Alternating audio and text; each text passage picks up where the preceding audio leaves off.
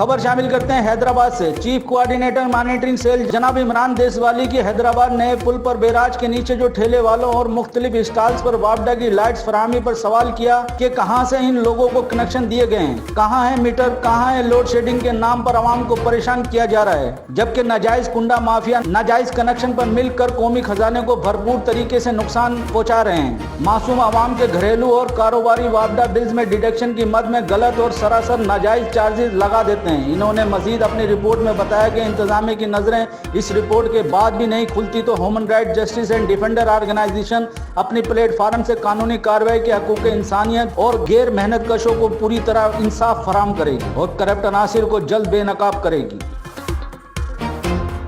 मजीद खबरों और अपडेट के लिए विजिट करें हमारा YouTube चैनल HRJDO न्यूज़।